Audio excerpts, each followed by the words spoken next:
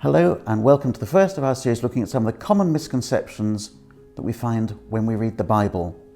And the first reading that we're going to be looking at is taken from the Gospel according to John. When he looked up and saw a large crowd coming towards him, Jesus said to Philip, "Where are we to buy bread for these people to eat?" He said this to test him, for he himself knew what he was going to do. Philip answered him, 6 months' wages would not buy enough bread for each of them to get a little. One of his disciples, Andrew, Simon Peter's brother, said to him, "There is a boy here who has 5 barley loaves and 2 fish. But what are they among so many people?" Jesus said, "Make the people sit down." Now there was a great deal of grass in the place, so they sat down, about 5,000 in all. Then Jesus took the loaves, and when he had given thanks, he distributed them to those who were seated, so also the fish, as much as they wanted. When they were satisfied, he told his disciples, "Gather up the fragments left over, so that nothing may be lost." So they gathered them up, and from the fragments of the 5 barley loaves left by those who had eaten, they filled 12 baskets.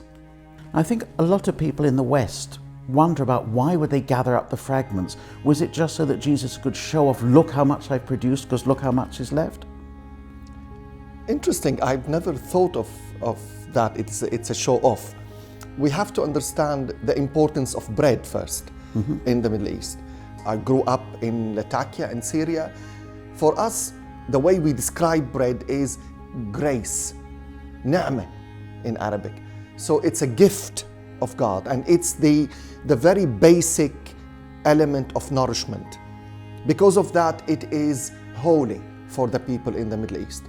So even to the extent when a piece of bread falls to the ground, I would pick it up and kiss it, put it on my forehead, and put it, if it is, for example, in the street, I will put it somewhere that nobody would step on it. So we have huge respect for bread. It's very important for us that fragments will not be thrown away.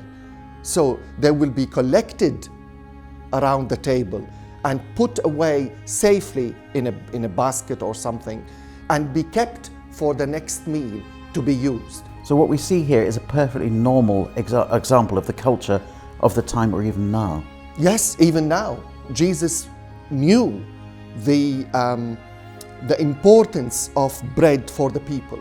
And when he performed this miracle, he performed it with respect to the culture of his time, to the culture of the people.